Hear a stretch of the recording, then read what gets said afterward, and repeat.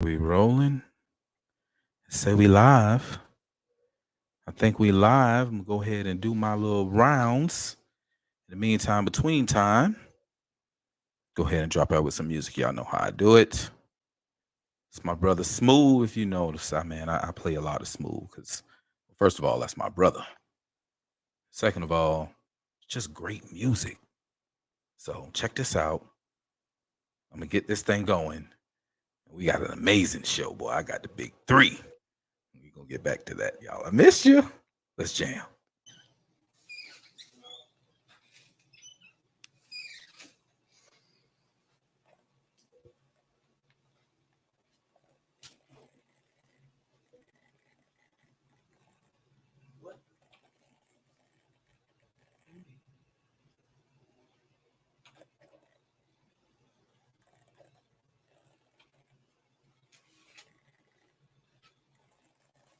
Tonight with the sudden and very tragic death sending shockwaves across the country.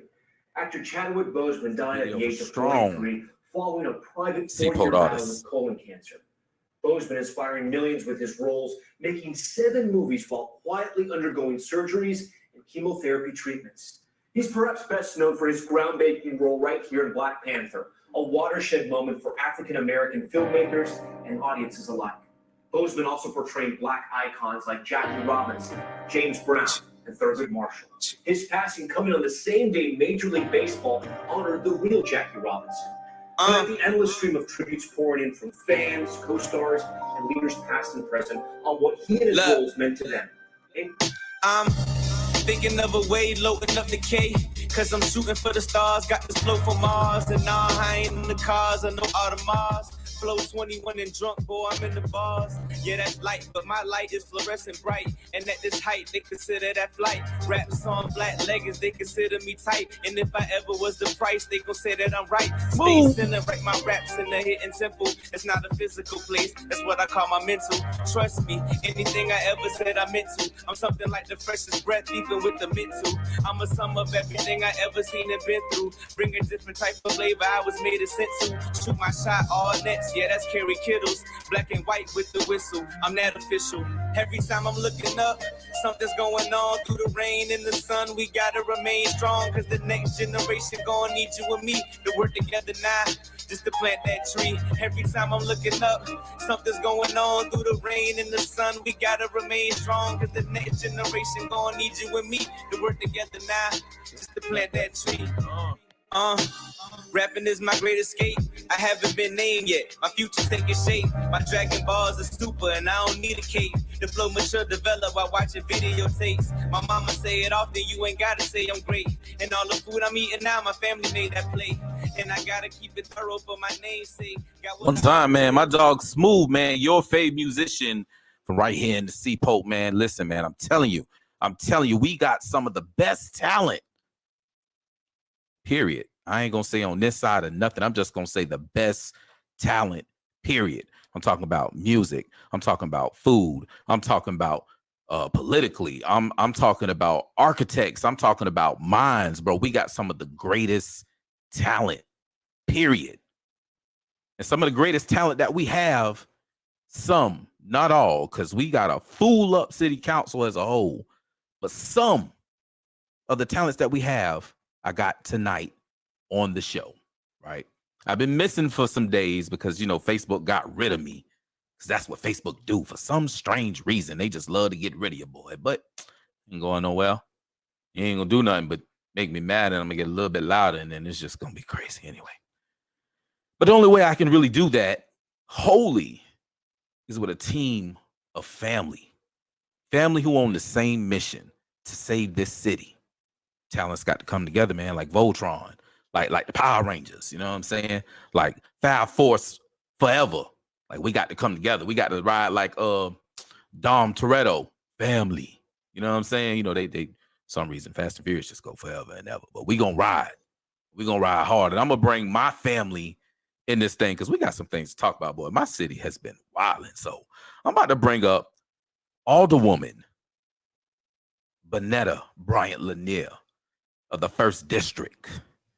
I'm about to bring up the at-large post for the city of Savannah, the 68th mayor of Savannah, Georgia. I'm calling it right now, Miss Kesha Gibson Carter. And I'm about to bring up my auntie, the one with the fire, to be kicking the butts, kind of like me, you know what I'm saying? I love her. That's Post Lodge number 2, Miss Alicia Miller Blakely. That's right. I got the C Pope Big 3 in this thing. Give it up for the Big 3, y'all. Can y'all do that for me? We're gonna give it up. I got something for y'all. Gonna give it up for my Big 3. Let's go. They need their rounds of applause. We're gonna give them they flowers right now. Because man, these 3 be kicking butt. Ladies, how y'all doing? All is well. How are you, Mr. Protocol? Man, you see me, man. I am charged. I am ready. I'm mad. Y'all know I'm always mad, but right now it's a different fire right now because I see what's going on with my city. I see people fighting for the people of my city, trounced and pushed around by some bullies. They call me a bully. I ain't no dang bully. I just fight for people. But they some bullies. I think the first thing to understand when we talk about bullying, Mr. Adams, is to understand the definition of what a bully is.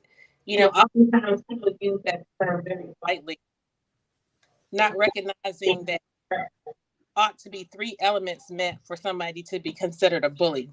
One, the person has to be asked to stop the behavior and to have acknowledged that the behavior is offensive or bothersome. 2, there has to be a power structure. One, the individual who is being accused of being a bully has to have more power and control or be stronger or bigger, have more than the person they actually are bullying. And then 3, it has to happen frequently and continually after being asked to stop.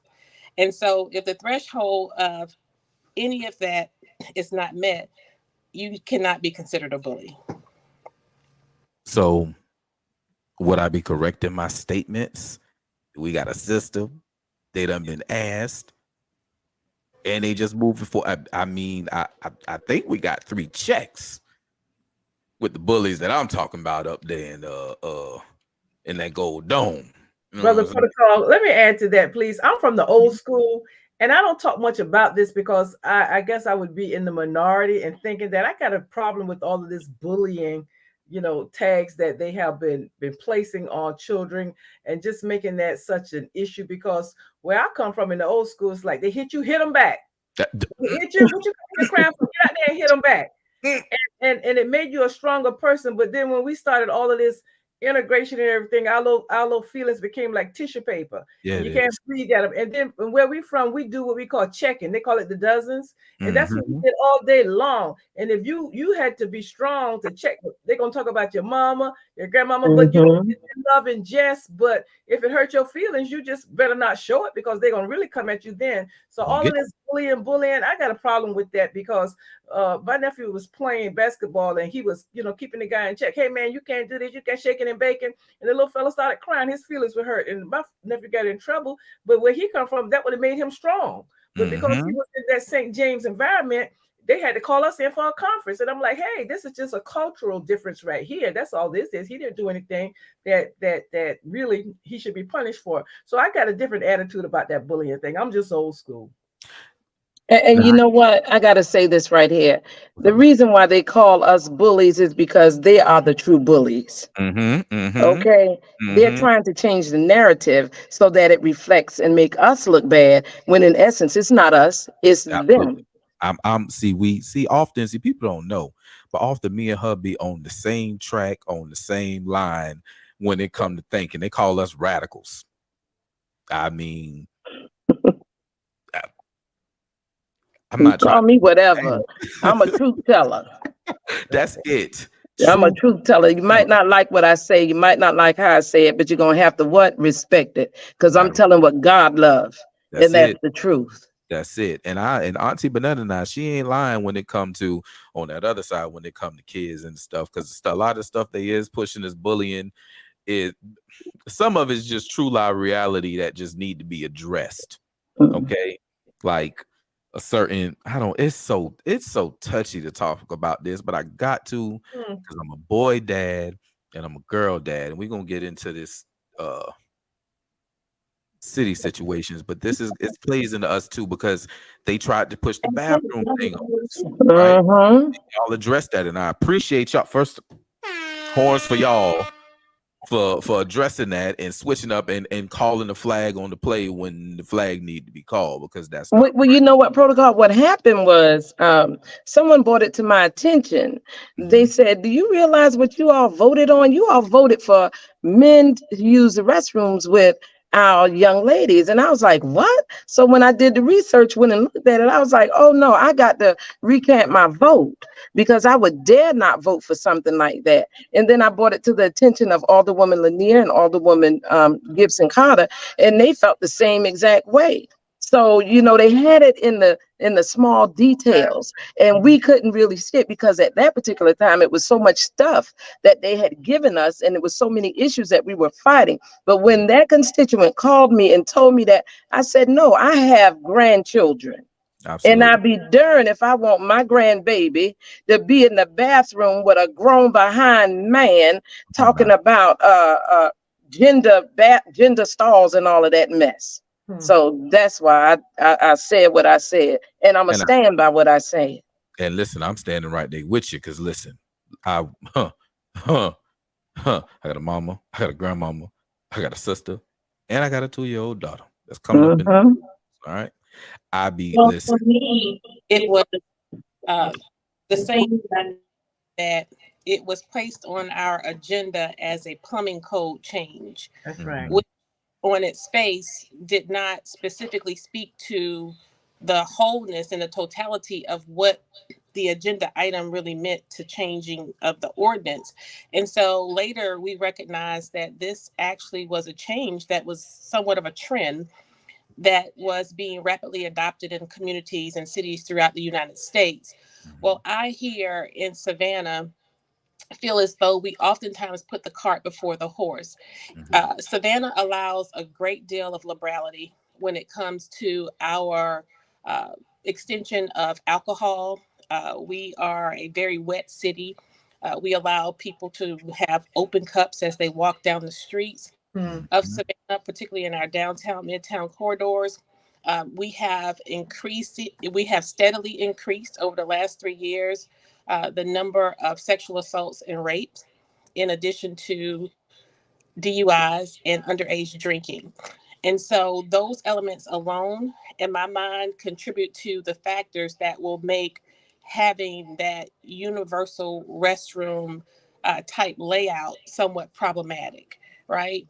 And so when we are not responding to the most pressing issues before us, and in tandem, we are allowing for configuration, like what that ordinance spelled out, I think we're just asking for trouble, especially having a setup like that in our tourism zones. So while it may be a cost savings for developers, it's really not the most responsible thing we can do as leaders of the city right now. And it doesn't have, in my mind, it doesn't have anything to do with your sexual orientation or your gender. It's just common sense. Absolutely.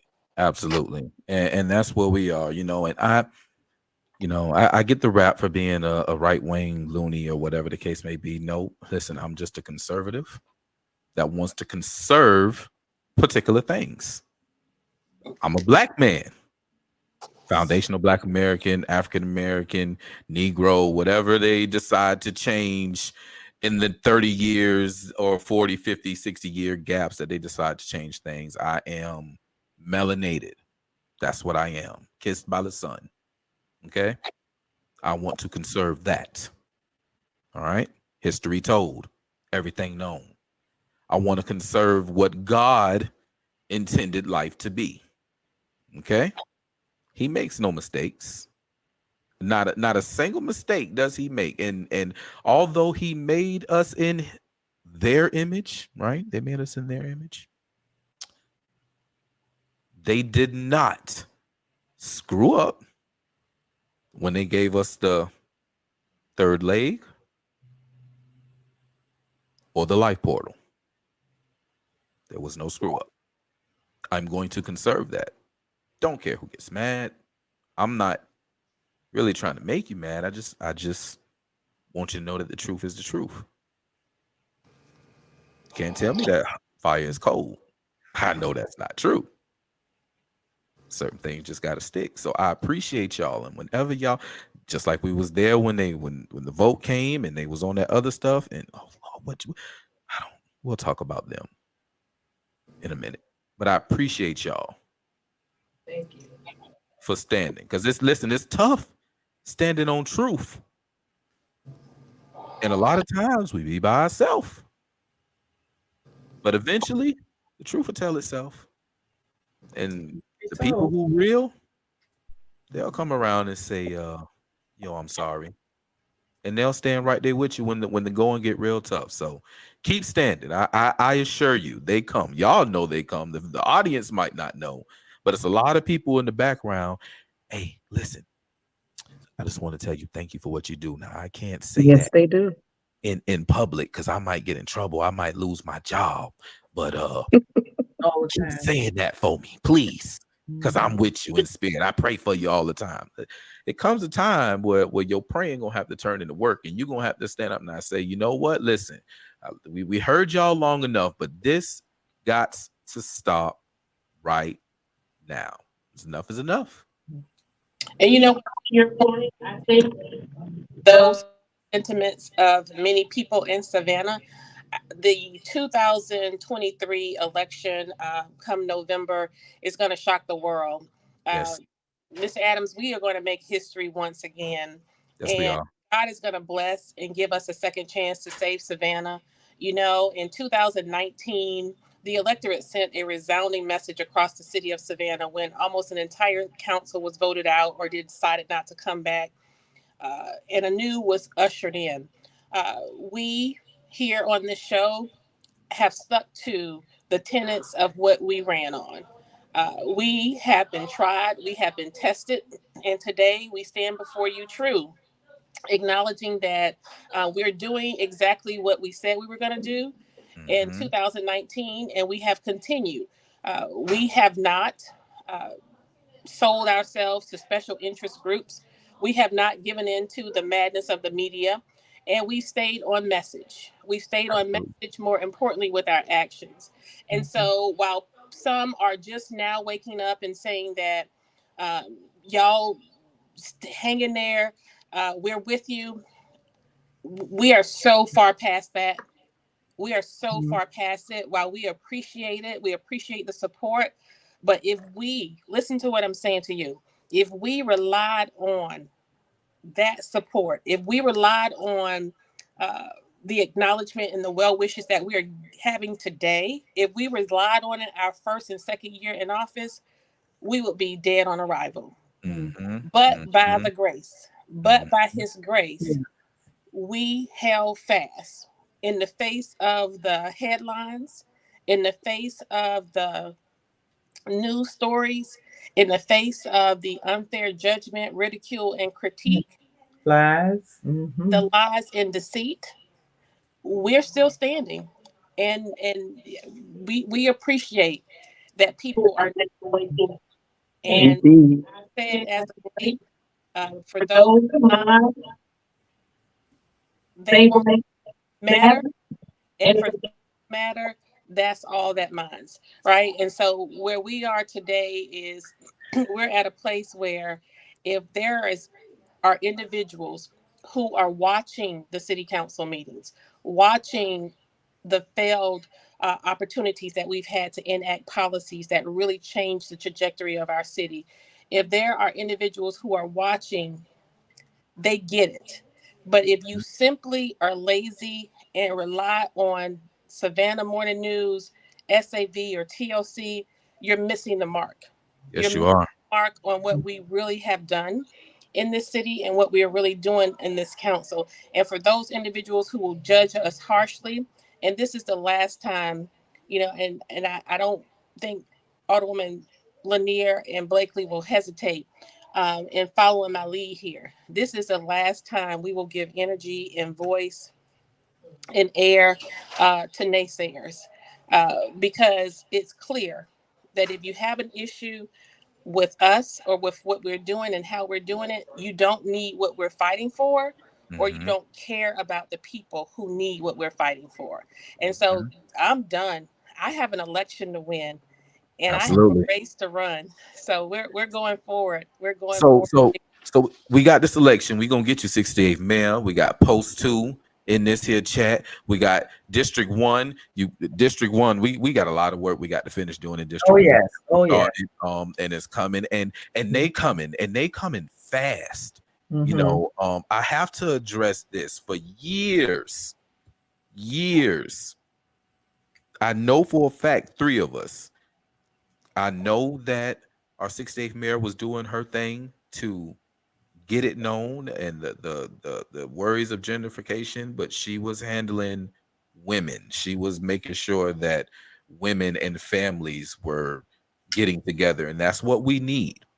But I know that the post 2 and the District 1 Alderwomen, because we was on buses together, riding and looking at best practices and things that we could do to get our city, our people, us Gullah Geechees from this here waters, right, to own our houses, our properties, these dilapidated buildings that out of towners are now getting at this tune of $1 million and $500,000 donation. Exactly. We was out here telling y'all, hey, listen, we need to get our community development corporations together. We need to get these community benefit agreements together. We got a lot of policy going through that we need to, and you know what? Our people as a whole, not all of us, because again, I'm telling you, 3 of us was out here sounding alarm, passing flyers, and still to this day. But Protocol, let me say this. You're very much familiar with the 1st District and the issues in the 1st District. And what you just mentioned, that we've been on this battlefield for a long time. And so the information or the advocacy that I bring towards council is not brand new. You know, we've been out here for many, many years because we know that we needed to save our community, our people, and change the trajectory. We were clearly on a poverty trajectory. The design by the community planners, so-called community planners that I have no respect for, the design had been for us to continue to be in poverty because they have a system set up that poverty is required in order to substantiate their wealth. Because when you know better, you do better. So we were at a point where we understood policy, we understood political science, we understood public administration, and we understood all of the issues and all of the policy pieces that needed to be in place to protect our people. I know that we could not stand. I did run in 2015 and I was unsuccessful, but we were able to basically wake people up. We produced a video called Savannah's First District, The Truth Be Told, First 1ST, Savannah's First District, The Truth Be Told, and we had to go door to door and put a CD, and y'all probably don't know what it is anymore, but it's a disc in everyone's door to wake them up. Yes. People got so angry with me, and I was that same little Netta that they knew all of their lives, who they were proud of and was a shining star, but all of a sudden they got so angry. It's a spiritual component to what we've been dealing with. People were in this lull, and we're fighting a spiritual battle. You know, it's spiritual wickedness in high places. So we had to tear those vestiges down. And I knew that we could not go one more term in the direction where we're going. We needed to change that trajectory. We knew we didn't need to reduce poverty. We needed to build generational wealth. We needed to use a system of designing and place making, create a place where people could thrive. We were owners out here. We weren't a bunch of renters or squatters. We've been here for generations, and our ancestors built these homes. They helped build this city, and they were sharecroppers on municipal farms, and they were so industrious that not only did they meet their required demands, but they were able to save enough to purchase these properties where we still sit today. But because industry has been so intrusive, they just didn't do that. They were allowed to do that and continue to in our communities. And one more term in the direction where we're going after those 16 years, and we were going to be destroyed and devastated. So we had to disrupt, to formulate a disruption to what was going on. And you know, right now in the economy, when there is a disruption, it's a good thing. Look at the taxi cab industry, and now you look at Ubers and Lyft. That was and you think the taxi cab people didn't try to fight the new policies? Of course, because they were receiving everything. They owned the whole pie at the time. So now people have a more convenient way of traveling.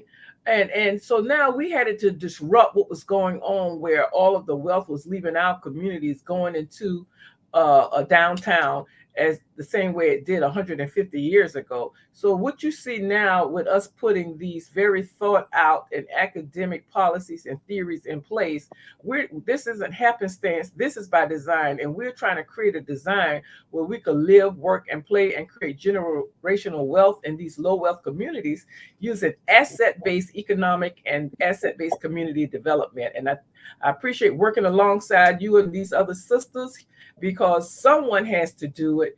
And if we were worried about what people said about us or the way things, we would not be effective. And I heard that you have to be willing to offend in order to be able to be productive. So we're not concerned about that. I don't think we're not hanging everything on being reelected, although we need to be reelected, and we need to send 2 more with us, because we were doing this work even before we were elected. We were doing this work long before we thought about becoming elected, because someone has to get the work done, and we've been chosen for such a time as this.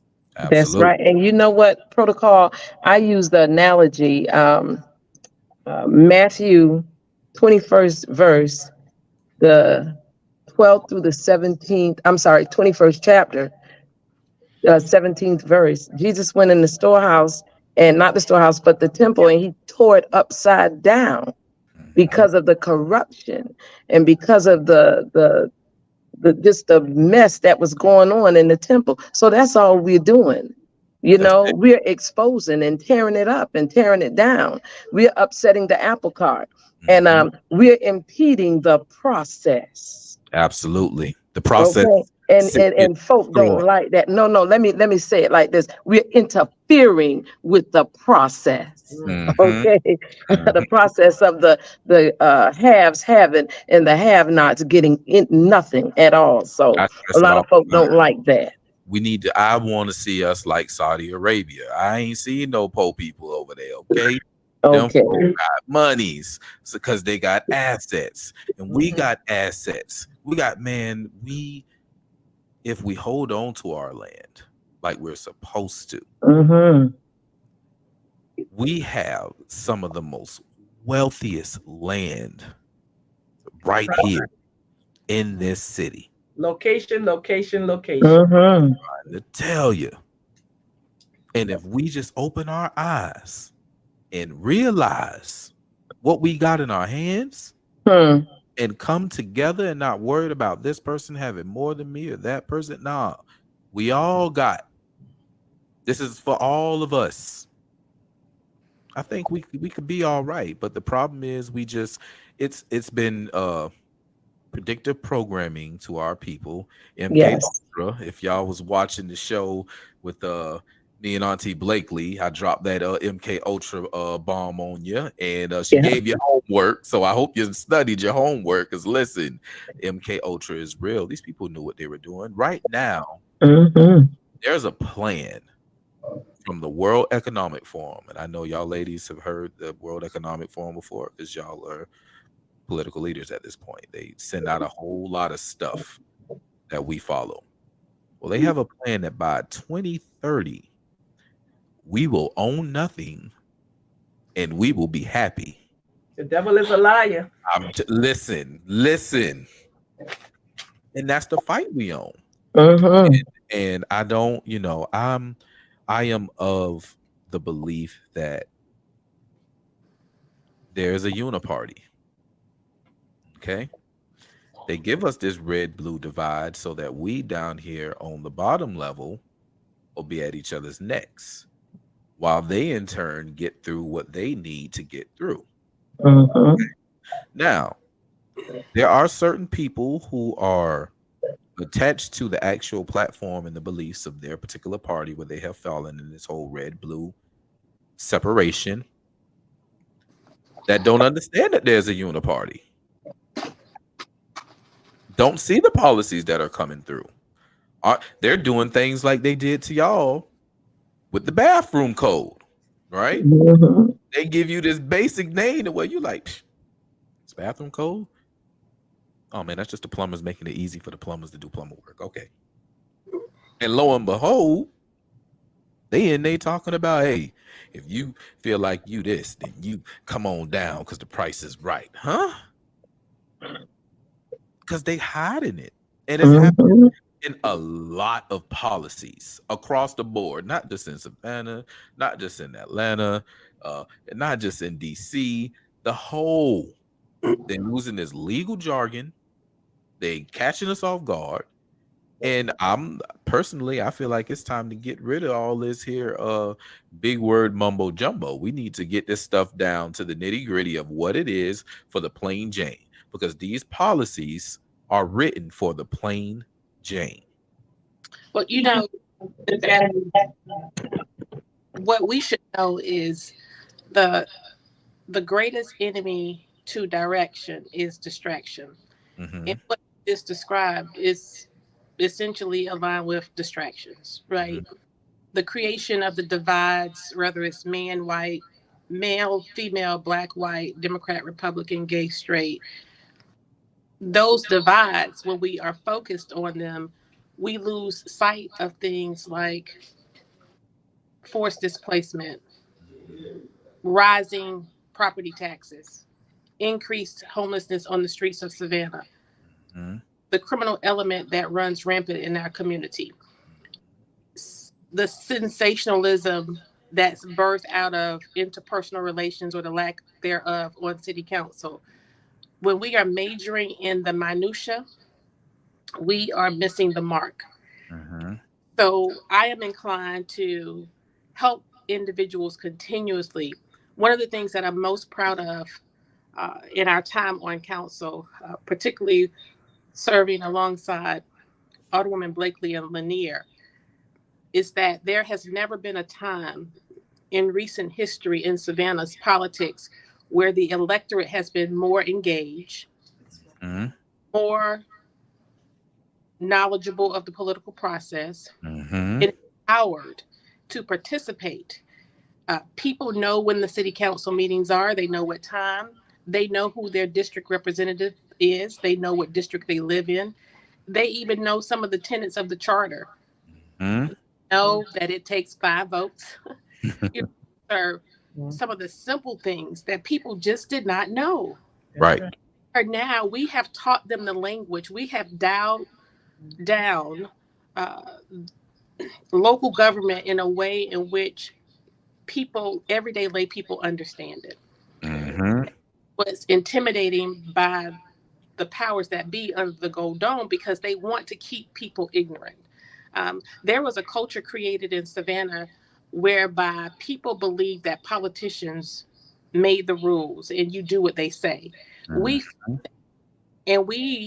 help people understand as we travel from neighborhood association meeting to neighborhood association meeting. We help them understand, take your rightful place. You don't ask us for what you want. You don't allow me to create an agenda around what you think you need in the 5th district, 1st district. You tell us what you want. You don't beg me for anything. You don't take no from the mayor or the city manager. You mobilize, you engage, and we have coordinated and assisted associations in forming press conferences. Even Alderwoman Lanier has shepherded individuals around the weeping time, the mission of the weeping time and saving that land to activists, where a whole coalition was birthed out of that movement a march on City Hall, if you will, of sorts. And so we are proud that we have connected residents with key decision-making measures and people and tools in local government. We've empowered them. We've encouraged engagement, and we have raised the bar. Even among those on council who do not particularly agree with us, I must say that their activism and their level of activity is basically measured by ours. We've raised the bar. You know, you are not allowed to be a disengaged city representative, although we still have a couple. And just because we don't have much time, and try to knock out a few of your questions with regard to the disappointments. And I would say the very first disappointment for me, Mr. Adams, and this speaks to the whole piece related to incivility. The first act of a policy or a change to how we operate occurred within the third month that we were in office. And that change essentially was a change to what I consider changing the charter, or backdoor changing the charter by creating a rule of council that was consistent with requiring that there are 5 votes to present for consideration legislation on council. Nowhere in America, nowhere in these United States does it take 5 members of council or a majority of council to introduce legislation, to present an item for consideration or even discussion. Sounds like it's already, I mean, if that's the majority, it sounds like the rule's already in play. It's voter suppression, really. It is. It's an act of tyranny. Its power is in control, but it's also consistent with the manipulative spirit that has run rampant through our local government, and particularly on Van Johnson's watch, where that rule was created primarily, listen to this, because they know that you have 3 progressive, aggressive women on council who have a heart for the people. And by God, if they let something come out of Alderwoman Lanier's mouth that hit that agenda, or from the heart of Alderwoman Blakely, or the mind of Kesha Gibson Carter, and we put it on the agenda and it goes public and we vote it down, guess what? Then you will see where their heart is, where their mind is, where their thinking is. And that's the number one goal, is to keep you ignorant and to keep you blind where the decision making is concerned. And so that's the first biggest disappointment. And secondly, it would be the city manager debacle. This is the biggest testament of the type of leadership we have. We have only been in office 3 years and 3 months now. And in that time, we have had 4 city managers. 4 city managers. The debacle with the city manager search is the second biggest disappointment for me, because we really do not have the city manager that we should have. There was another individual who had far more credentials, experience, and talent. I would not take anything from Jay Melder. I do have some issues, but we were shepherded through a process that was not fair, that was manipulated, and that was tainted. And Alderwoman Blakely and Lanier may have some more, but as we go forth, and I'll just close with this in terms of my goal is to increase the bottom line of revenue in terms of how much we generate. We have a ton of missed opportunity when it comes to increasing the revenue for the city of Savannah, from collaborating with some of our partners who rely on the Savannah on Savannah a great deal, like the Savannah College of Art and Design and Georgia Ports. We have to talk about what community benefits look like and what our bottom line looks like. And then we want to reduce property taxes for our citizens. Right now, people are being priced out of their homes, priced out of their communities. People who were born here, live here, grew up here, got married here, are no longer able to afford to live here in Savannah. And that's across the board, all working. So we want to prevent forced displacement, and ultimately, we want to make sure that we are taking great care of our city staff, because they are the ones who take care of the citizens of Savannah. And ultimately, I think Alderwoman Blakely and Lanier would agree that one of our biggest accomplishments was achieved. We pushed and we pushed and we pushed to change leadership within our police department.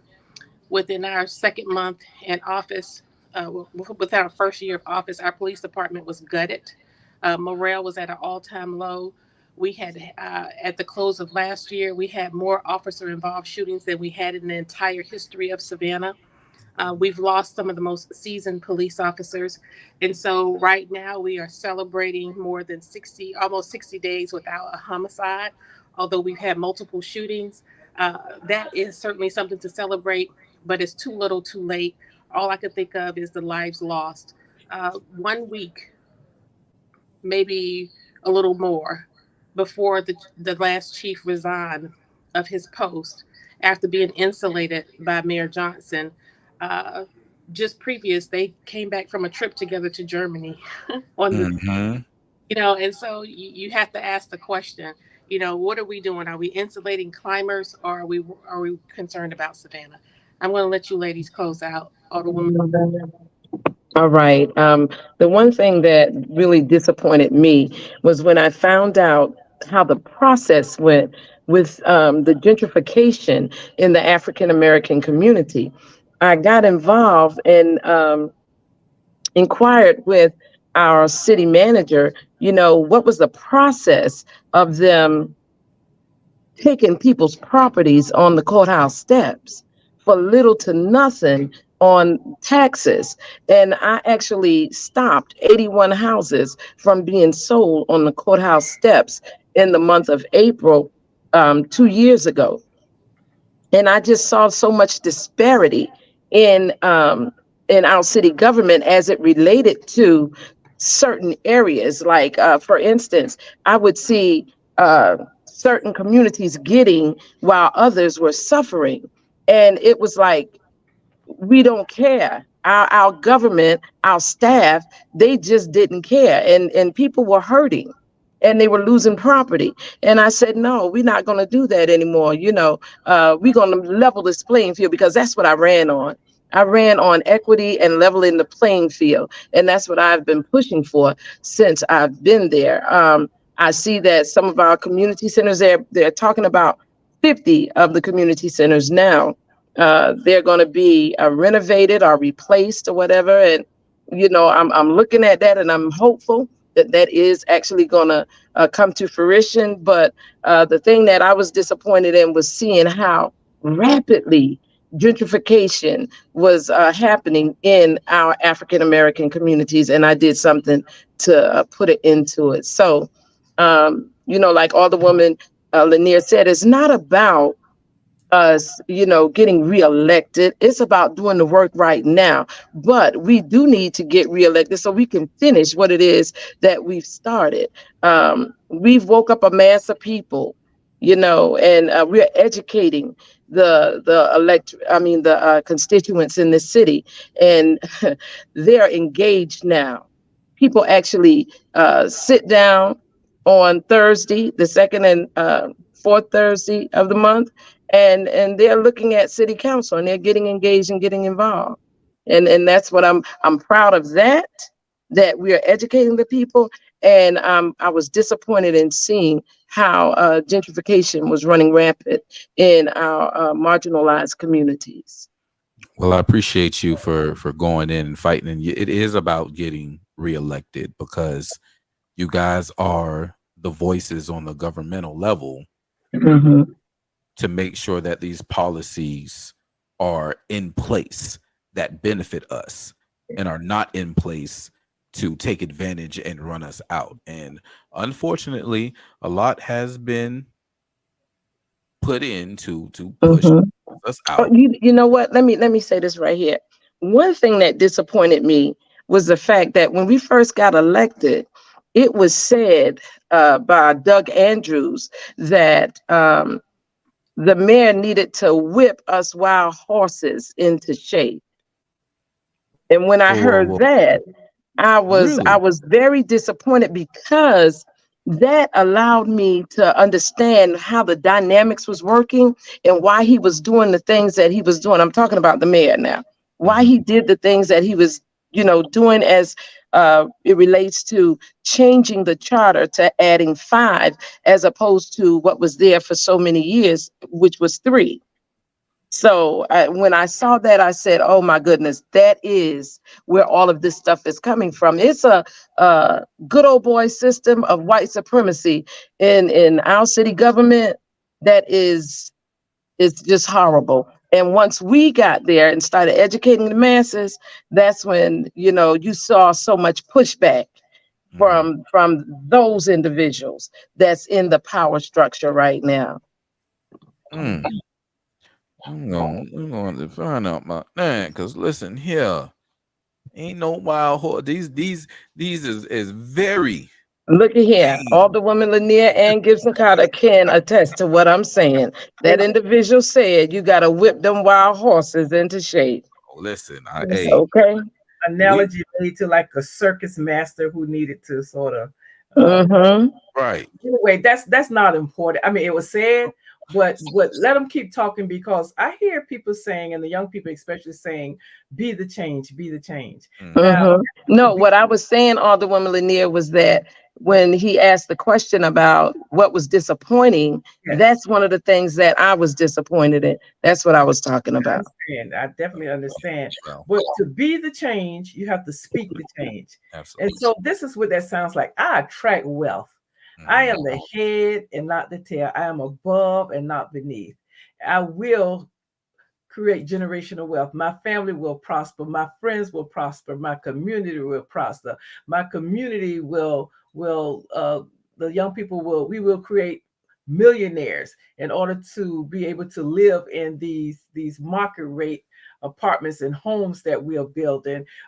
We will have a Black business district where we could support our Black business people and entrepreneurs and turn that money over. So be careful about your words. Speak it, and you will attract more.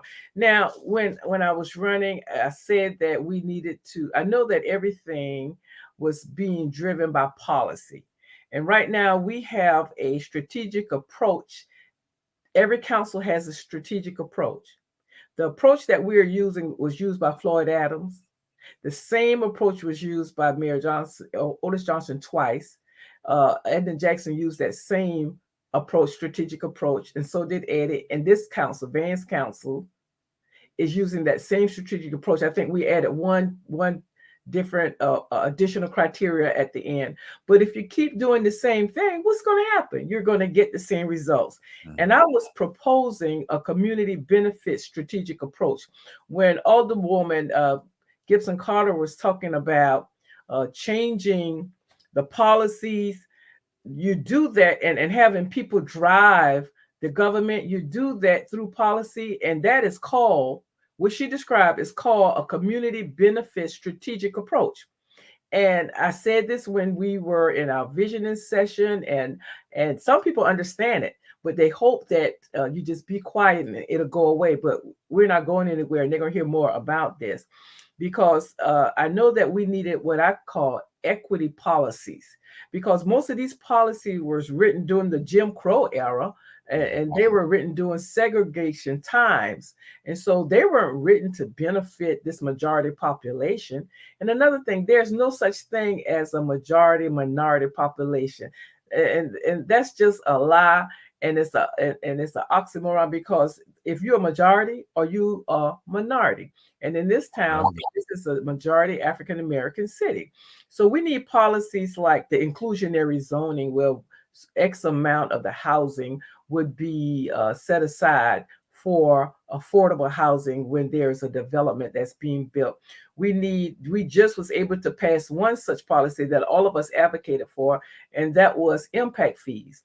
So that's smart growth and development, where the development will spur the dollars that will create the infrastructure that they need, and all of the citizens would not have to take that on through an increase in your millage rate and an increase in taxes. All of us don't have to share in that The new growth will fund most of it's on infrastructure. Then we need ADUs, accessory dwelling units. We call them the little house. We had those throughout our communities before we even got zoned in the 60s, because granddaddy and papa made sure that all of the daughters and the sons had some place to stay. When the grandparents got old, they had a place to stay. When there was someone who was maybe a little mentally challenged, they had a place to stay. But now when the zoning was put in place, they are non-compliant. They are basically illegal. So we need those accessory dwelling units. They call them carriage houses downtown. Right. And then we need impact. We got the impact fees. Let's talk about that. We need community benefit ordinance that will give us community benefit agreement, a legal document that will allow citizens to negotiate for community benefits with developers. These are equity policies. So the hotel motel tax, let's talk about that for just a minute. These three Alderwomen right here, when we came to council, we all agreed that we wanted to increase the hotel motel tax to its maximum, which is 8%, because Savannah had a 6% tax. And they told us, oh no, don't touch that. Don't you dare say that, because the last council tried that, and the business community and the tourism community went crazy. The hotel community did not want that. So don't touch that. And we said, what? We don't care. I mean, and what? So we pushed it. And they came back and said, you know what? The climate has changed. It is a good time for us to go after that 2%. But this is how we're going to spend it. And we said, wait a minute, time out. These are new dollars. You don't get to say how we're going to spend all of these new dollars. You want to put them in the same buckets and have the same people at Visit Savannah allocating these funds. And part of that requirement with the new funds was to market for African Americans to come to this city, to market for Black people to come here. And we said, time out, this new money, this is what we like. We just wanted $7 million of that $60-some million to go to an agency similar to the Black Chamber, or someone that would be more sensitive in how we spent that money. We wanted X amount going to the people who work in the tourism industry to help them with childcare and transportation and housing. We wanted X amount to go towards this group who was sensitive to marketing for African Americans, because when Visit Savannah did it, they did an ad that they placed in a Louisiana paper that said, "Escape to Savannah." And we took a little offense that escape to Savannah. What kind of slavery plantation, stuff is this? So we thought that we needed someone who understood us, a Black firm to do this. And we met with Michael Brown to negotiate to have some of that money, that $60-some million, just $7 million go into that fund to do those things. And so he said, absolutely not. And so when you're negotiating, you have to be willing to walk away from the table. And we were corresponding to our senators and legislators in Atlanta, and they were required to sign off on it. And they said, unless we were happy, they were not going to sign. And we got it from the table. We closed up our little portfolios and we walked out the door, and we called our representatives and said, he won't budge. And they did not support it, and it did not pass. Then we had the others on council saying that we were responsible for stopping the hotel motel tax. Well, we were fighting for the least of these to have a part of that, and not going to the same parts and do the same things they've been doing with that new money. So just to let you know what happened with the hotel motel tax. So I'm proud that we stopped it, but this year we can't stop it because they got Representative Jackson, who is hell bent on pushing it through. So we've been speaking with our representatives, and they've been working well with us. So they said that unless you're happy, especially when it comes to the Canal District, we will not support it. So I was able to sit down with the city manager about 2 weeks ago and negotiate $20 million for the Waterworks building, and another $17 million coming from that when it passes to go to connectivity around into West Savannah, and we could do something with that. The Waterworks building is like that historic reddish brownish brick building.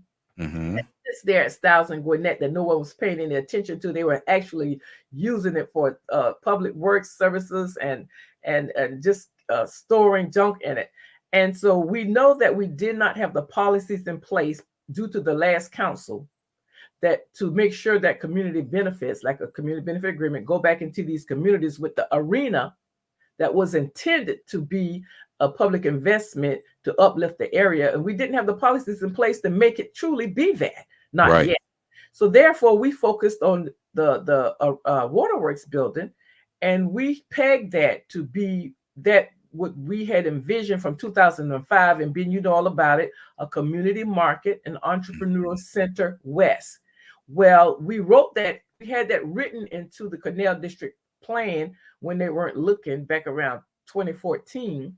And therefore, it would be negotiated by a NAC, a Neighborhood Advisory Council. So we were able to, under this term, create a West Side Neighborhood Advisory Council with representatives from all 10 neighborhoods in the corridor. And it's written in the plan that they should be the ones negotiating benefits, although right now they're trying to push them away from the table. So that was another accomplishment. So we got the Hudson Hills Center coming on board. That was a long time coming. It was being drugged out. We made sure that stayed on track. And that was still building that thing. I've been looking at that like, goodness gracious. The first week in May. And it will be the first center to have solar panels on it. Nice. I'm proud that these three Alderwomen here were instrumental in stopping the T-SPLOS, the Transportation Special Purpose Local Option Sales Tax, because SPLOSs are regressive tax, where low-income people pay more of their income into them than higher income people.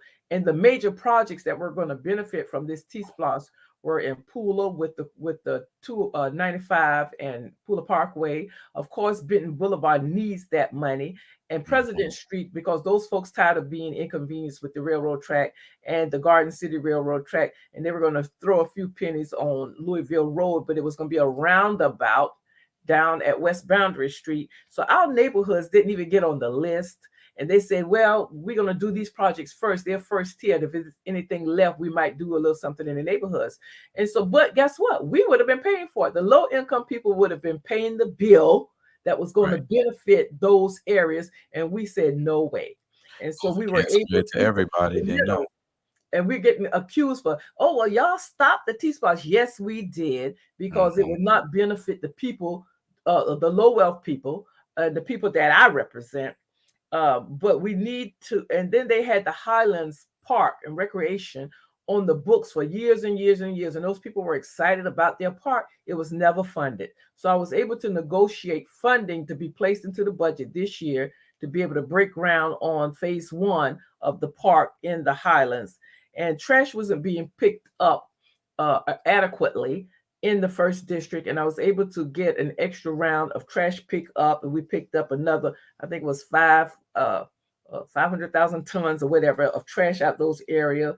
And I'm very proud of the fact that we were able to impact programming that the gun violence program. And there's a lot of programs in place, and there's more work we can do in that area. And I hope that the trend that we're seeing hold out, because we do have a couple of deaths that they are investigating and don't know the cause yet. But as far as knowing gun violence deaths, there were 0 in January and 0 in February. And so we can attribute that, some of that, to our advocacy as a council, and especially with the areas that we have been focused on. And Alderwoman Blakely is very instrumental in making sure that we get monies, and Carter also to the youth, so we can keep them occupied and in sports. And as a former child athlete myself, I know it is so important that we have children under the management of responsible adults and involved in sports, and you teach a lot of life lessons. And so these are some of the things that we have been involved with, good and bad. And I appreciate that. Y'all ladies, I'm gotta give y'all go ahead, good old round of applause for the things that y'all have been doing and fighting for the people, because y'all been doing it. And you're gonna get some more. You're finna get a lot more help down there. Actually, and we are hoping that help is on the way.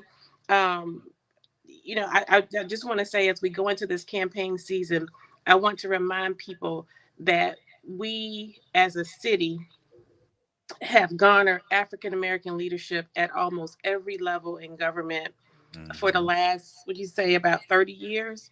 30 plus. Yeah.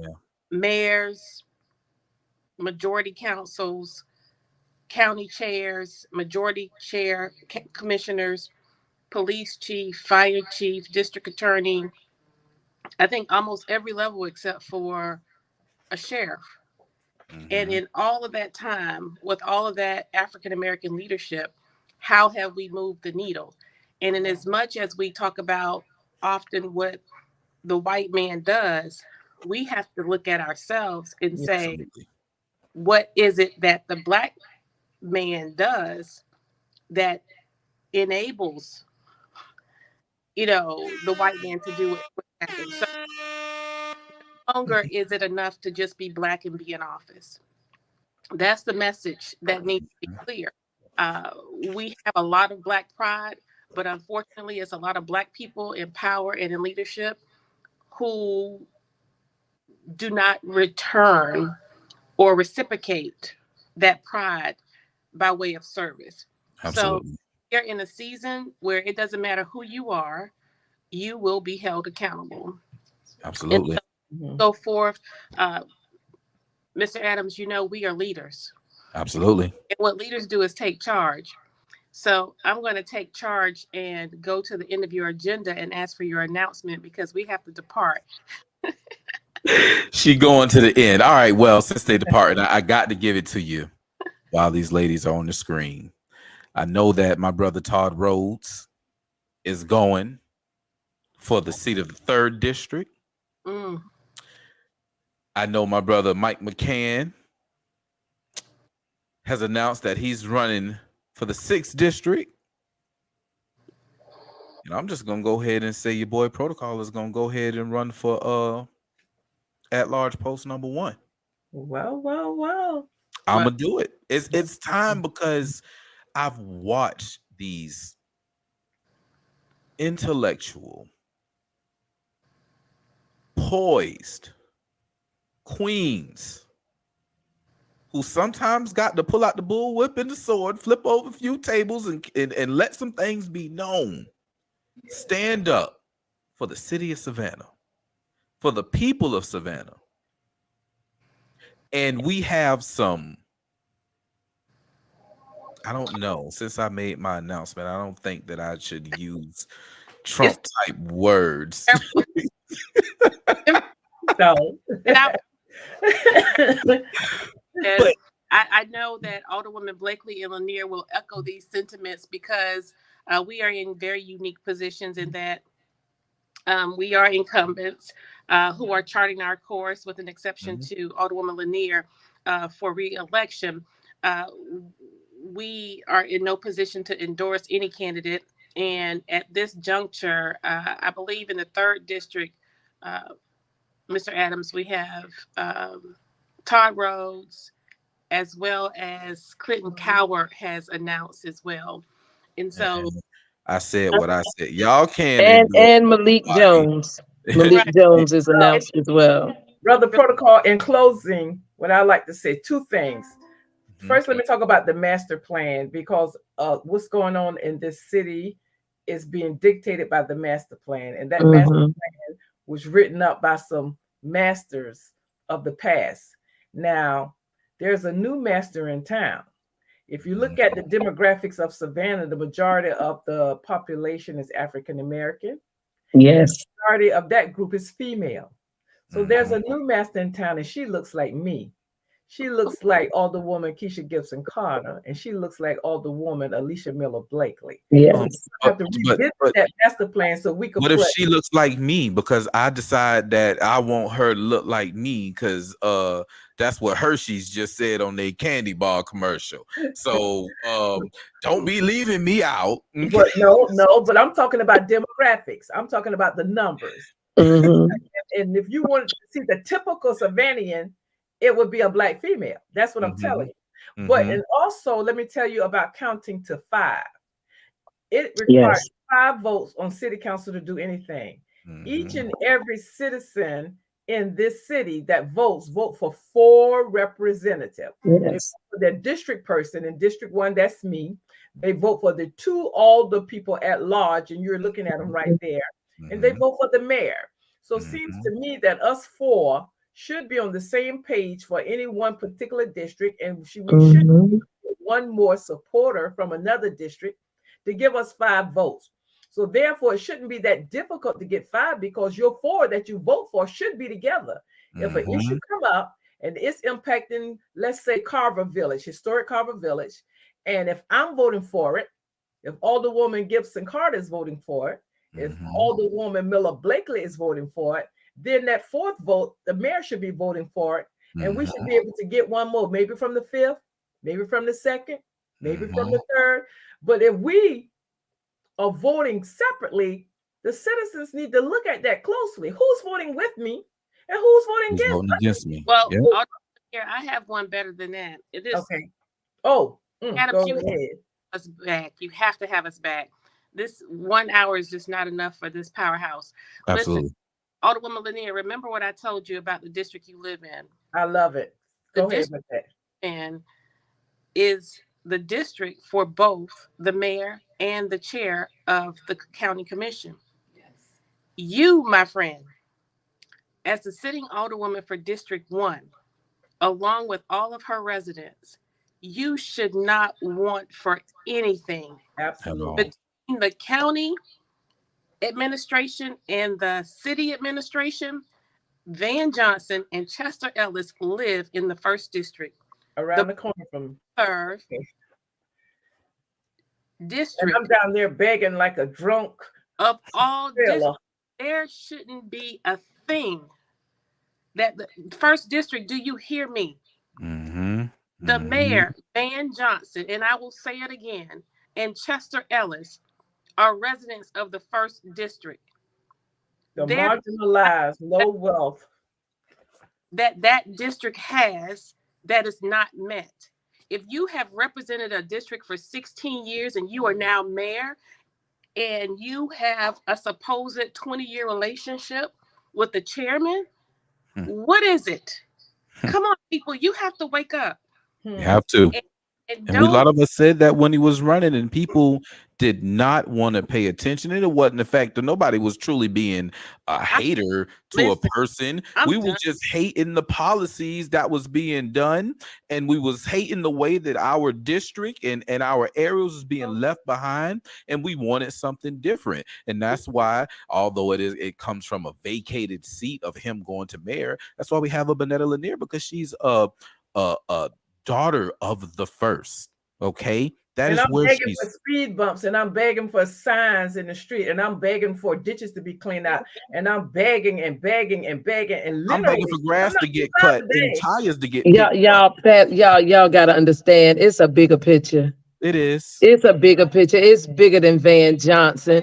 It's bigger than Chester Ellis. It's by design. This is by design. Y'all got the white supremacy is running rampant in this city. But at this point, but he's following what they're saying. You know what I say?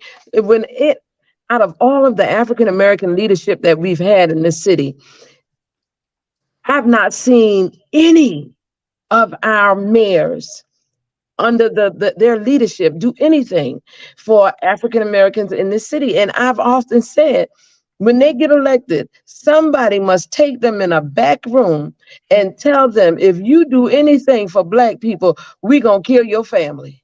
Well, I mean, something is going on, because they run on one thing, and then when they get in the seat, it's something totally different.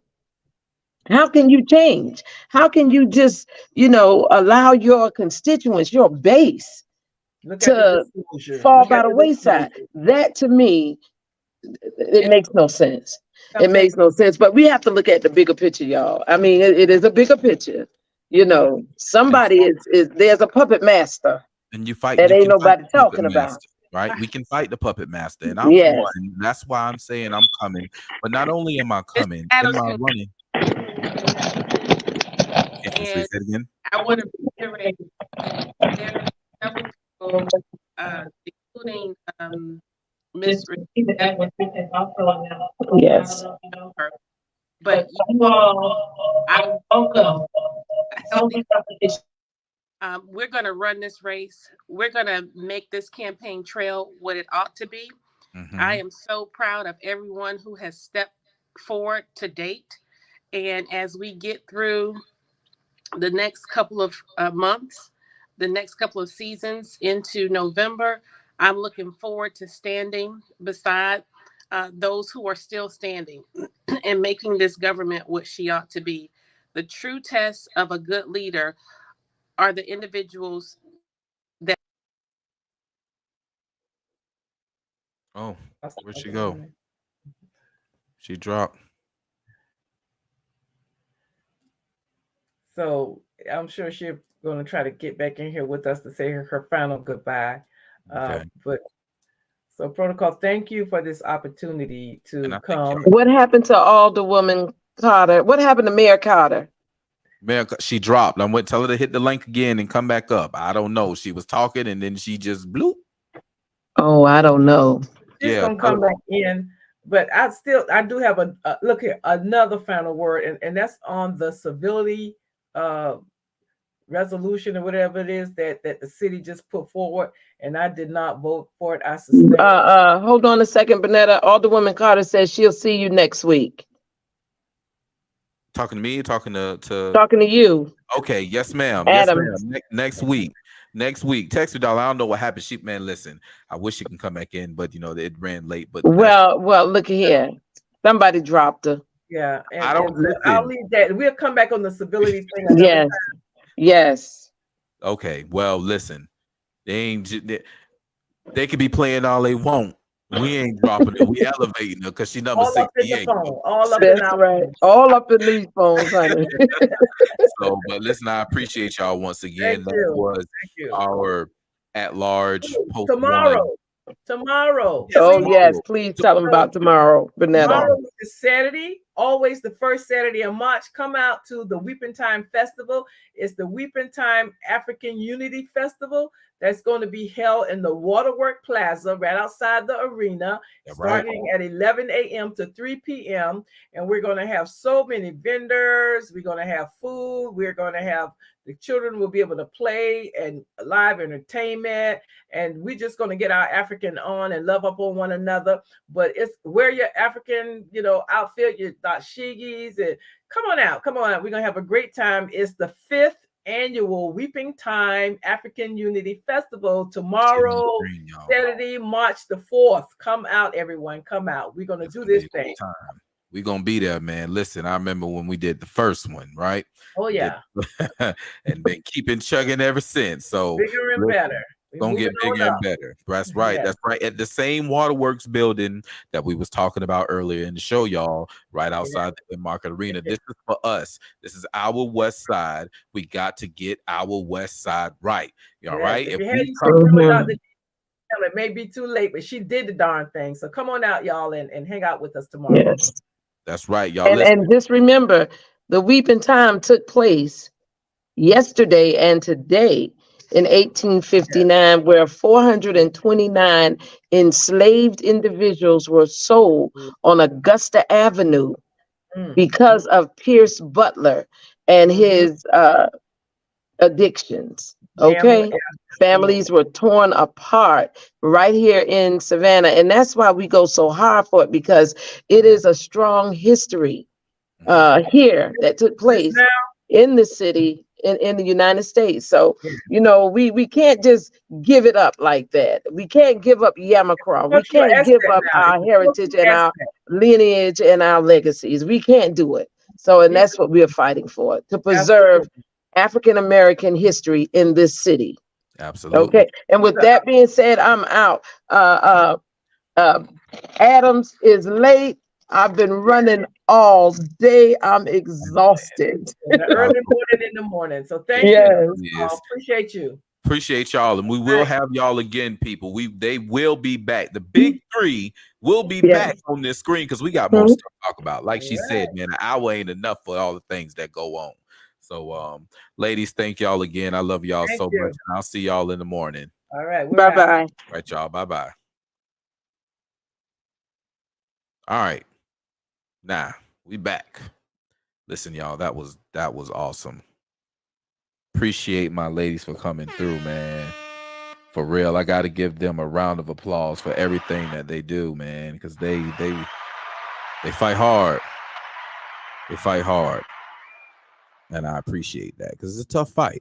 I see, it's a tough fight, but they need some help, and that's why I've decided that I'm going to go down there and do my best to get in there and give them some help, as only a man could help. Because sometimes, you know, these people be throwing stones, and they're the nurturers, they're the providers, they're the intellect when things need to get going. We are the providers and we are the protectors. And we got a bunch of betas down there that are not providing, they're not protecting, and they are not thinking about their community, and they are not thinking about their people. Well, you know what? Time up for that. Time is definitely up for that. I see my brother in here. He texts me, man, ain't nobody ignoring your comments. I just didn't put them up on the screen because it was 4 of us and it was going to block out people's faces. My bad. But I shared right now because you're absolutely right. My brother, the community will excel. We're going to make sure this community excels because we have to. We owe it to our ancestors. We owe it to the legacy that's following behind us. We have to excel. Ladies dropped a lot of fact bombs. I hope y'all had your notebooks. If you didn't have your notebook, that's all right. This stream will be available for everyone. Forever.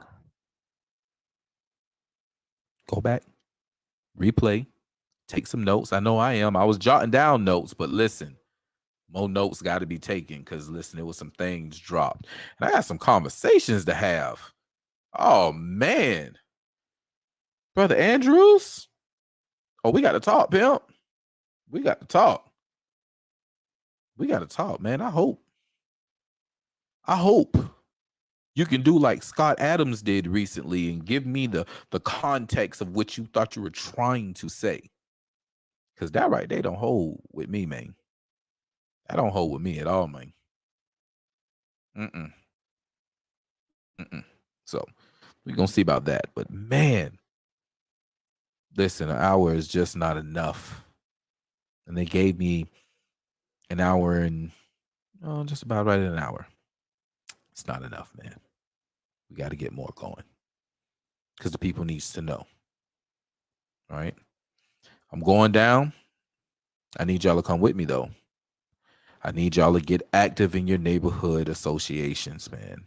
Shouts out to Kesha Gibson Carter on an event she put together and had pushed with the human resources and the neighborhood associations leaders, the community relation leaders over at the Coastal Georgia Center. That's our current municipal building where you pay your water bill and stuff now. Yeah, that was awesome. I was a little disappointed in the amount of people that were there, particularly on the younger side. One thing I can say, and Auntie Bernetta was right. It's the older Black women or the Black women that are the majority of really doing everything. Fellas, y'all are absent. Been absent for a long time. Something got to get right, man. The people have to get busy in their communities, in their homes. It's the only way this is going to work. It's the only way it's going to work. So, type in Google City of Savannah Neighborhood Associations. Type Google for everything else. Go to the link. Find out your neighborhood association. Get active. I'm going to run, but I need y'all to come with me. We can put in all the policies, all the plans, get all the money. But if you guys do not get active, it's all a waste. You know, cities had to send back COVID money because they didn't get it all out. that happens to grants and stuff too, right? We got to get active. We got these neighborhood buildings, these community buildings. Yo, we got to get active. Get your programs. Get them in. We'll make sure that you have the opportunity to get inside those buildings when the space and the time is available. But we need y'all to get active. Come on. That's the only way we're going to save these babies is get out here in these baby faces. Let them see us. Let them know. Let them know. We got to get our businesses going. And it's okay to say our businesses. Nobody says a damn word when it's Little Chinatown. Nobody says a damn word when it's Little Mexico, Little Havana. We got to get our damn businesses right. It has to happen, man. So, yeah. I'm fighting. I'm going. Don't know who's declared for, the vacant seat. Plenty of people are going to declare. I don't care. It'll be a good race. I want to keep it clean. My mission is to keep it clean, and I just want to run on policy and actually being a person who can stand tall and you're not going to backroom deal with me. It's not going to happen. I went to the Donald Trump School of Business. And as it was stated in this live earlier, when it comes to negotiating, there is no deal, there is no table that you can't walk away from. Every table you sit to, you must be willing to walk away from it. Art of the Deal, Donald Trump, man, read the book. There's a lot of reasons why I fuck with 45. Excuse me.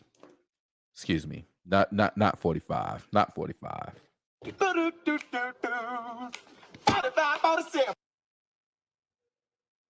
Y'all ain't heard me? 45, 47. So y'all gave us Pawpaw for 46. He 45, 47. Cause my dog coming back. Give me them policies so we can run the checkup. Y'all better get up off your dead behinds and run it up. Get your community right. Get your school choice. Get your guns. Get your guns and get your guns. Now, I ain't telling you to get your guns to go out and hunt somebody down. But listen, man, we almost in World War III. Yeah. Is y'all not watching y'all president take your reparation money? Which he said, guys, you can't get no reparations money. Oh, no. He ain't getting no damn reparations. And he's got plenty of mad white folk that's going to make sure you don't get your reparations. But Ukraine is.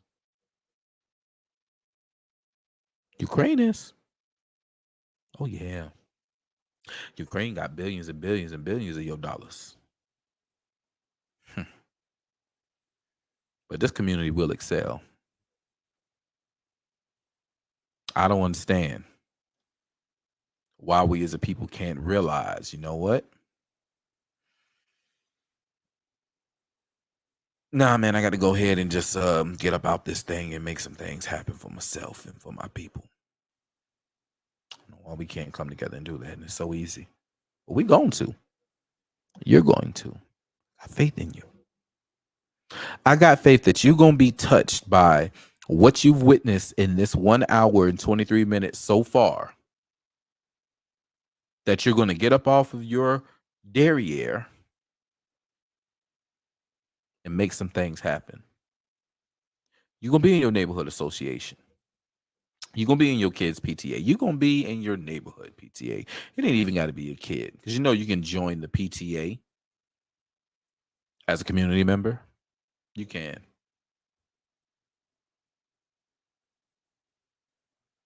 We're going to do it. We're going to do it. And one thing that I definitely, outside of building up the neighborhood associations, we have to get some gun etiquette, gun training, gun safety classes going consistently in our neighborhoods. I don't know what we're going to have to do. Well, actually, I do know what we can do. I know what we can do. I'm going to put that together. It's going to be one of my things. Yep. It's going to be one of my things. We'll go ahead and put this on right now. I'm going to shouts out to my dog, Marge Teray. Black Guns Matter. We're going to see if we can get Black Guns Matter down to Savannah, right? See if we can get a offshoot brand, some type of, because classes, because they got some dope classes that they do. We'll see if we can get them in Savannah. I do believe if we take the mystery out, educate our kids properly on these weapons and what they can do, what they will do, what they do, I do believe that we can curve a lot of this foolishness. Gun training, conflict resolution, I think we'll be all right. I like this trend. There has been a few people got shot. Unfortunately, y'all didn't let this ride. We got to re-educate some people. We can stop it. Just got to re-educate folk. We can come together, stand strong, and be ready for this here World War III that's on the way. Because we're gonna have to stand tall and hold up, man. Y'all ain't see what's going on. Food shortage is on the way. A lot of warehouses done burned. Y'all see the prices. Y'all see how much everything done went up. It's gonna be hard to feed yourself soon. I'm just saying. And it's gonna get real. Man, next time, man, we gotta get some more time. Because I want to know about this here in-market arena. I'm hurt about the in-market arena. I'm sitting here thinking about my people and what was done for us to be better and in better positions, but we just squandered it away. Some new apartments about to be built by the arena, man. And you ain't gonna be able to afford it. What you gonna do? What you gonna do?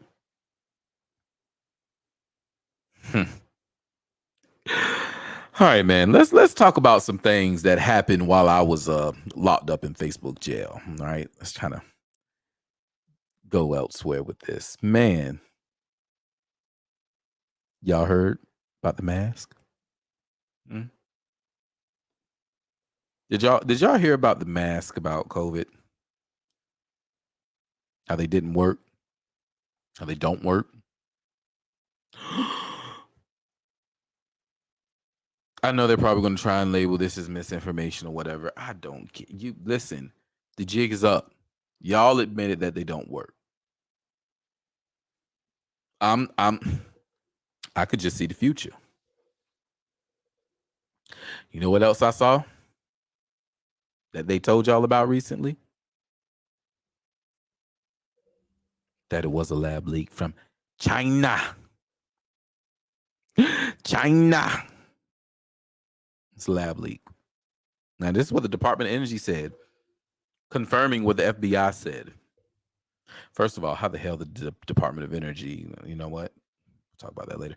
Inflated government, people. We need to chop it down. Chop it down. These executive branches, this government, chop it down. It's too big. But yeah, they confirmed, y'all, that it was most definitely a lab leak. But we told y'all that, but they called us conspiracy theorists. It was xenophobic. We didn't like Chinese people, whatever case. No, we just addressed what it was. And what it was is that, hey, this was a lab leak from China, and we gave money for it. Don't know if it was intentional. Don't know if it was accidental. Some people say it was intentional. No, China does have a lot of people. But nah. We were right. And people didn't want to give us our just due, but we were right. And we're going to be right about a lot more. A lot of uncomfortable truths are going to come. Don't be hurt. Don't be scared. Just be willing to take what you need to take from it. Be willing to stand up and protect you and yours. Protect your mind. There'll be a lot of things you did not think to be necessary that will happen.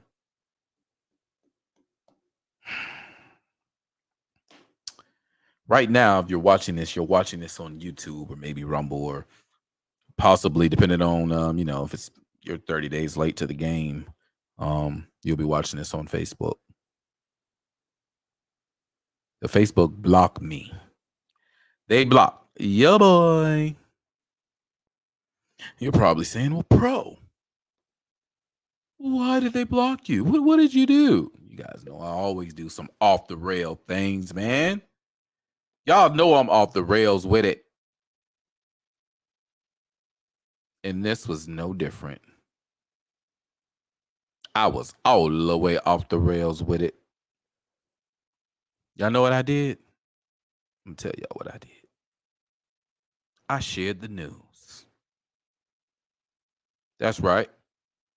I shared the news, y'all. I shared a whole news article in these streets. And they told me, boy, you can't do that. What you are doing is against everything we stand for.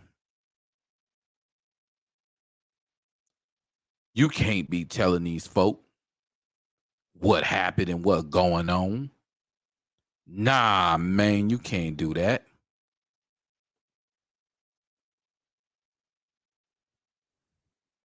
You can't be telling these people the secrets.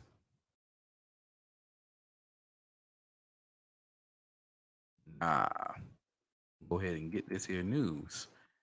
They said you couldn't see and that I was wrong for sharing. I was so wrong, they put me in Facebook jail for 30 days.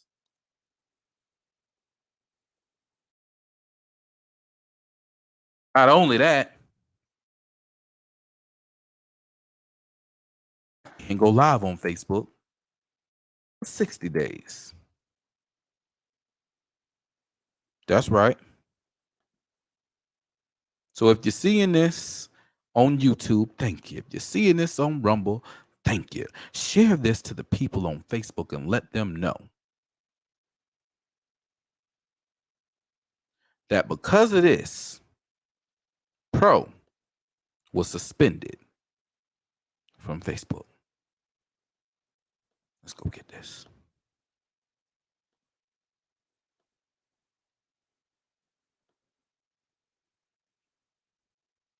See, y'all might think I'm playing, but I ain't playing. I ain't playing at all.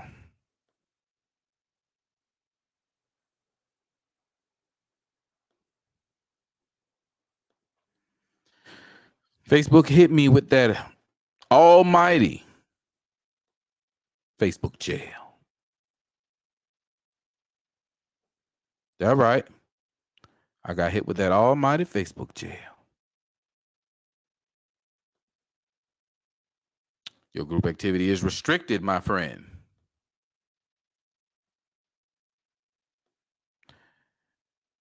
You can't start or join any calls for 59 days. It's at the beginning now. Y'all see that? February 1st. Look at that. 29 more days. Restricted. 59 days. Can't start or join any calls. 29 days. You're kind of restricted. I couldn't comment. Can't go live for 59 days. Can't advertise for 59 days. Now, y'all, this is how I tend to make a little bit of change, okay? This is how I tend to make a little bit of change. What did you say, Pro? Oh, he filed. Exclusive. Set up phone so I can spy on you showering. Hunter Biden threatened to withhold cash. That's right. He said he would withhold the cash. He won't give him no money. And the assistants, as you see, they was cash strapped. So he wasn't going to pay her if she didn't FaceTime him naked. She the fourth person to say that. She is the fourth person to say, hey, y'all, this man be withholding money and won't pay us unless we do the nasty. Let's go get this article. Because I got it too. Oh, y'all know me. I be with the hits.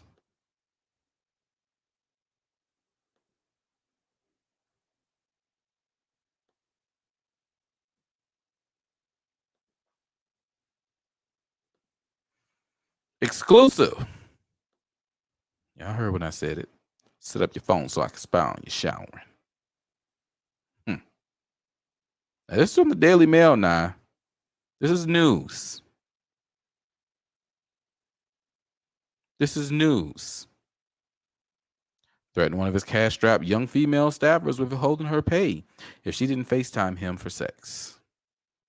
Shocking text between the president's son, who was 52, and his young assistant, who was 29 at the time, show Hunter asking for video sex sessions and sending her cash via Apple Pay after she pleaded that she was struggling to make her rent. This is crazy. Up.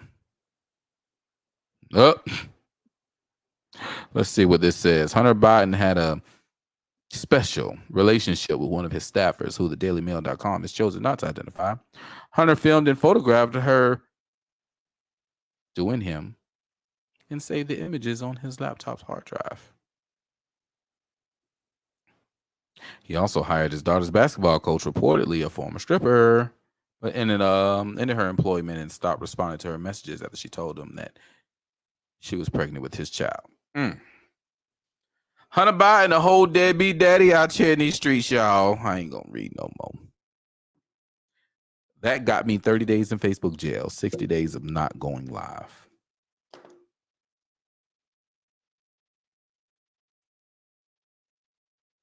And all I said was, ooh, he foul. Y'all saw it?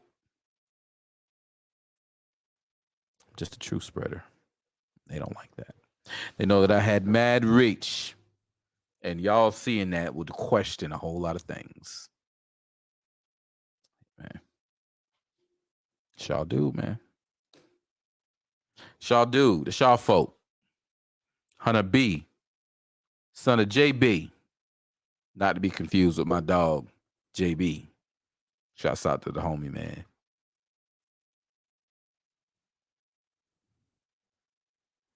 Listen, y'all.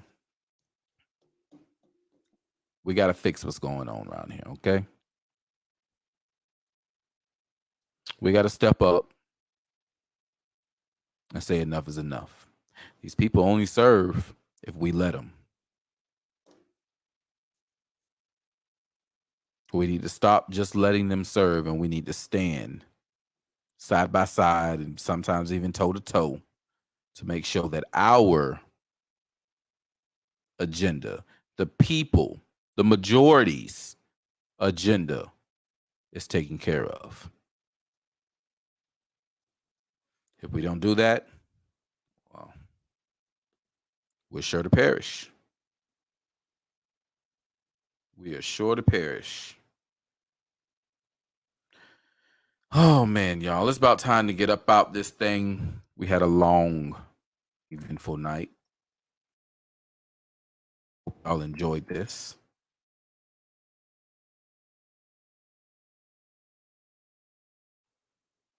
I hope it was highly educational for you. I hope that it put a fire in your butt to get some things going. And we'll do this again soon. Until then, y'all stay healthy. Y'all stay happy. Y'all stay vigilant. I'm finna bring forth another one of the local homies, man. VP the Street Scholar and Smooth. He's in this song too. It's called My Brother's Keeper. VP the Street Scholar. You're Savannah brother too. Tell you, man, we talented around here, man. People don't like to give us our just due. But as long as I'm around, man, I'm going to give us our flowers. You heard me? Y'all make sure y'all pull up tomorrow in Market Arena, 11 a.m. to 4 p.m. Oh, man, hold on, man. Before I go, man, let me get a shout out, man. I got to give a big shout out to Savannah State University, the men's and women's basketball team, man. Let me hit them with the mad reggae horn, right? Savannah State hosted the SIAC tournament this week. SIAC still going on. Savannah State winning, both men and women's winning as the number 2 seed. They both played yesterday, and unfortunately, they fell to some very formidable opponents. Women's fell to Edward Waters College, and the fellas fell to Benedict College. The girls, man, listen. That was a hell of a comeback, man. Shouts out to y'all. Y'all did that. Coach Baker, man, and your staff, man. Y'all still holding it down. You know, I still love y'all. For those who don't know, I was almost 10 years into being Savannah State's athletic DJ. So I held that arena down for the team, for the coaches, kept that morale up, man. And man, we had an award-winning game day operations staff, man. We were awesome at what we did. I watched many a freshman go into seniors on that court and do some awesome things, man. And to see them still at it, to still see Coach Baker, you know, pushing girls to their limits and playing hard and playing smart ball, it's appreciative, man. And I'm proud of how far y'all made it. The men's team, Coach Horace Broadnecks. My brother was a major Georgetown fan, major Horace Broadnecks fan. So I wasn't knowledgeable of basketball or watching basketball at the time of him playing. All I could see is highlight films, but my brothers were. And he was one of my brother's favorite players. So he's when he came to Savannah State, I never forget, man, his wife came to teach at my school when they got here, man. And he's been balling ever since. Then took him to multiple division championships, division tournaments. We've won quite a few regular season champs. Won the actual division champs. You know, it's been awesomeness the time that he's been over at Savannah State. And this year it was recognized, just as I recognize it to you right now. He won the SIAC Coach of the Year. So shouts out to Horace Broadnecks, man. Give you a nice tight reggae horn.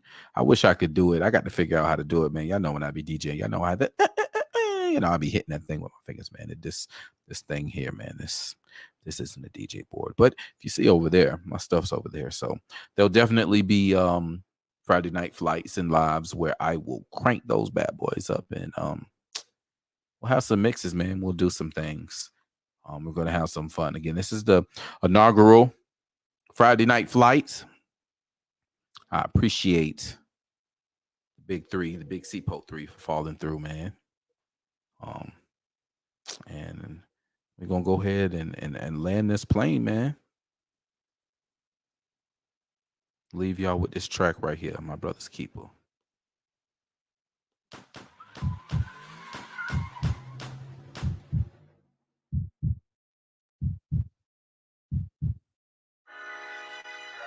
That day presidential. He over there, man, bitching all the time. The storm and the rain. Yeah. Said I ride for my niggas. Yeah. Said I die for my niggas.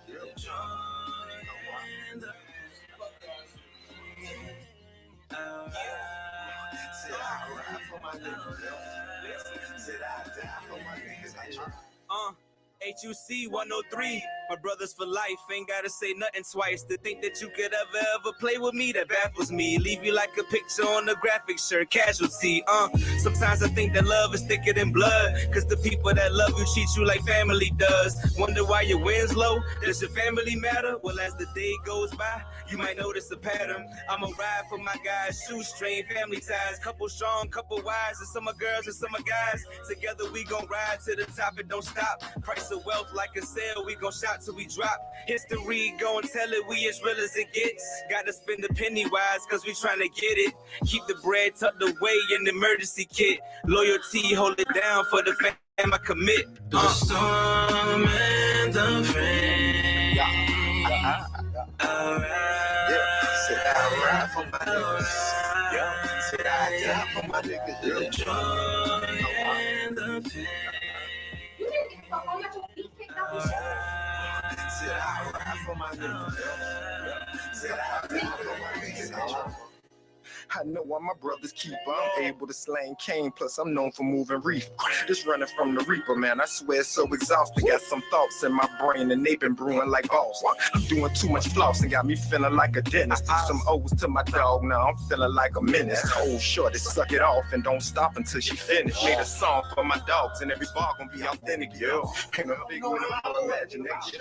You met a nigga who ain't scared to take a dance. I'm throwing rocks at the pen every single chance I'm taking. Don't need a pencil, the pen is I'm about to make a statement. Maybe I will, I won't. Took the will that I wrote and burn it up with my list of regrets. Now take notes. So nigga gon' keep it real, no cap and a fake quote. Y'all been sleeping on us to stay woke. Hunger. Get more than storm and the rain. Said I ride for my niggas. Said I die for my niggas. The joy and the pain. Said I ride for my niggas. Said I die for my niggas.